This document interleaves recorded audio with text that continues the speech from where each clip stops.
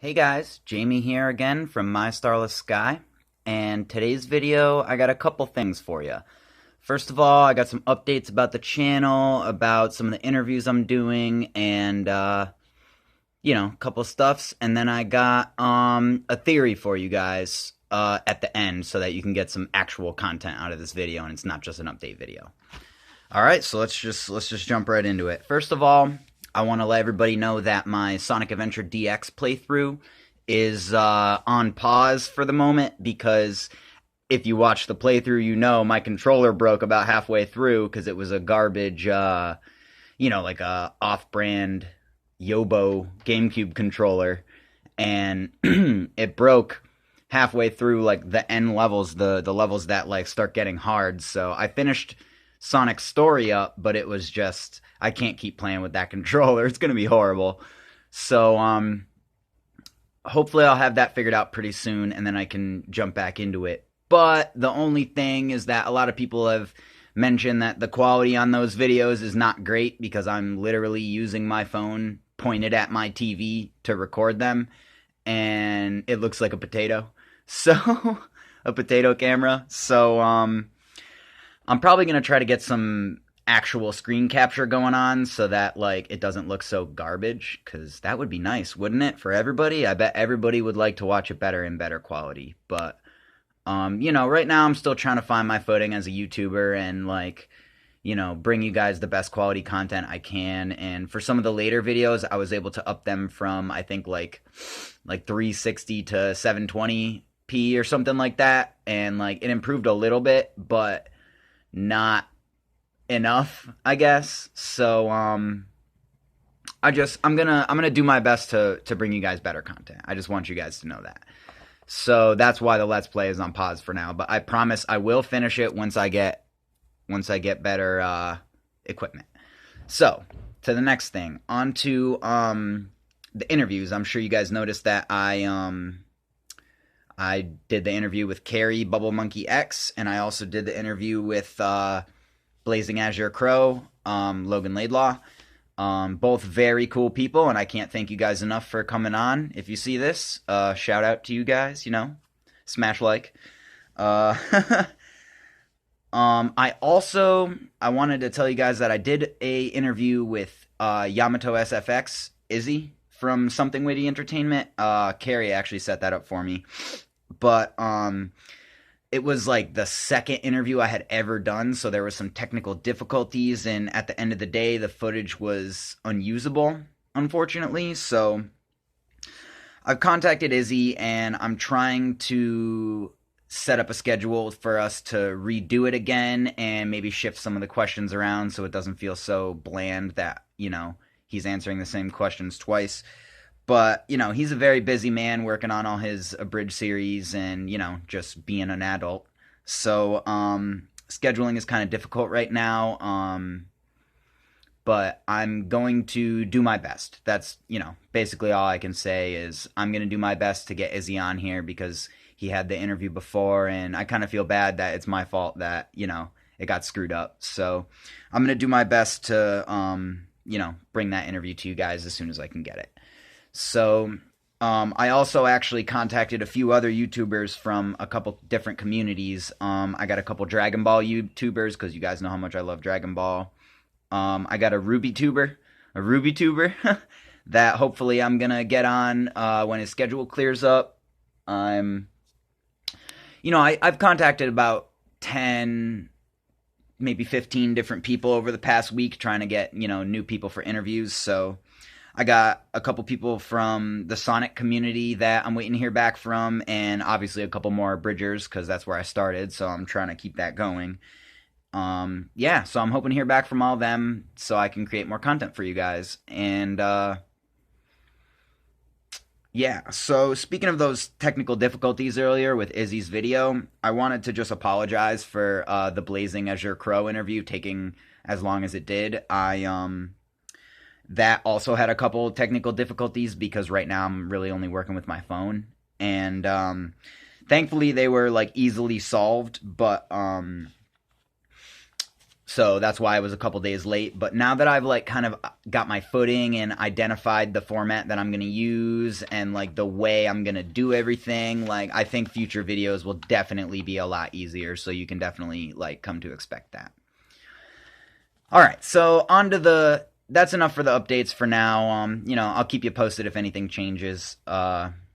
So onward, let's get on to the actual theory. This is going to be a Sonic the Hedgehog theory because this is something I've thought about for a long time, and doing my DX playthrough actually got me thinking about it again. So in Sonic Adventure 1, during Amy's story, the little blue flicky escapes the egg carrier and like bonks her on the head, and that's why, and he joins her. And all Amy's missions are to escape from what they call Zero. Now, if you look on the wiki, the model number for Zero is E100 Alpha. Now, technically, the wiki says that he's a prototype of the E100 series, and that he's technically the Alpha model. So I think now, I'm of the opinion that that is only half true. First of all, typically prototypes are named as prototypes, and they have like a slightly different product number or whatever. And like that's why I think he's referred to as Zero instead of E100 Alpha in the game, because he's not actually the same E100 model as like Beta, Gamma, Zeta, Delta, Epsilon, all those ones. Now, if you use, a little bit of like consistent logic with the narrative and the storytelling, the other two flickies that are inside E101 Beta and E102 Gamma are the family of the blue flicky that is with Amy. Like, so to me, that suggests that the blue flicky that, hangs out with Amy was intended to go inside E100 Alpha to power him. And when we see, how we see after you beat after you beat Beta in Gamma's story, sorry, lots of Greek letters flying around here. After you beat him, Eggman puts him in the machine and updates Beta with a bunch of new weapons, new parts, and remodels him, basically. So what I think is that Zero, the green trash can robot Zero, is actually, he really is a prototype. But with the blue flicky, after Eggman got the Chaos Emerald, he was going to put the blue flicky inside E100 Alpha and remodel him or update him or whatever to be an actual E100 series robot. So he would look exactly the same as, Gamma, Delta, Epsilon, Beta, Zeta, all of them. He would look the same, only I'm assuming he would be that dark green color that Zero was. Now,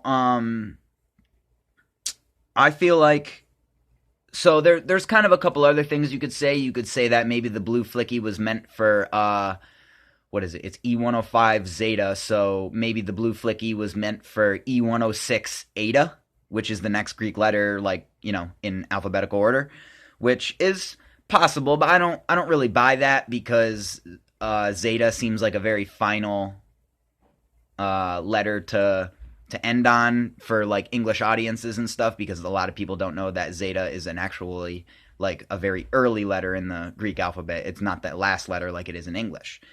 So I think it's more likely that the blue flicky was intended to be inside of Zero and he would be updated instead of just making an additional robot. And this kind of also explains why Zero's weaponry is very inferior to the others. Like his lock-on takes a lot longer, and he's got to like put his hands up to his head to do it. Now in the game he's invincible, but I don't think that's true. I think it's just a way of like Amy's basically not powerful enough to destroy him. I think that's all it is. It's not that he's invincible. It's that Amy's not strong enough. And he's only really got close combat weapons. He lacks any ranged weapon utility like whatsoever. Like his extending hands don't really go, they're not a gun, so he doesn't really have any utility in that area. So I really think that he would have been updated to be E100 Alpha. But there's also the possibility that maybe the blue flicky was meant for E100 Alpha and Zero, the prototype, would have just been scrapped, which is a little more likely than the E106 Eta thing. But knowing Eggman and seeing that Beta got remodeled after being beat up by Gamma, I think it's more likely that Eggman would have took the robot that he already had and updated it instead of building a 100% like fresh, brand new robot. First of all, that's just a waste of parts, and like, you know, like, I don't know. I just think that Eggman would remodel Zero before he considered starting from scratch and building a whole new robot. Now, let me just look at my notes here. The reason that, oh, there was one more thing, yeah. The reason that I see it as unlikely that the blue flicky was meant for E106 Eta is because the other two flickies in his family they're in Beta and Gamma. They're in E101 Beta and E102 Gamma. So it makes sense that the three flickies that are related to each other, like in a family, I don't know if it's two moms and a kid, or a mom, a dad, and a kid. Two moms. But, you know, I don't know if they're just brothers or whatever, but they're definitely related because the locket on the flickies, you know, on the flickies pendant, whatever. You know what I mean. So I think it's more likely that the blue flicky is meant for E100 Alpha, and then that's why the other two parents or brothers or whatever are in the next two consecutive robots. Like, it makes no sense to have the two that are related be Alpha and Beta, or I'm sorry, Beta and Gamma, and then have the blue flicky just be 106 Eta all the way at the end. No. It makes way more sense that the blue flicky escaped because he was meant for E101, or these numbers and letters are so hard to keep straight. I'm sorry about that. But the blue flicky is meant for Alpha. The red one was in Gamma, and then the white one was in Beta. So like that makes sense because they're three consecutive numbers and they're all related. So he most likely caught them all at the same time in his, you know, doing Eggman things. So that's basically my theory. I call it the E100 Alpha theory. So tell me what you think about that. I know the wiki says other things and, you know, basically contradicts it, but this is my opinion based on, like, the evidence given. And, to me, it makes more sense than Zero is just a prototype, like, and he's the Alpha. Like, that doesn't really make sense to me. So tell me what you think in the comments. You know, like, comment, subscribe, smash that bell, and keep posted. I will see you guys down the road pretty soon. I got a lot of good content coming up for you guys, a lot of good theories, discussions, and hopefully some more interviews. So, yeah, I hope you enjoyed the video, and that's it for today. So, MSS out.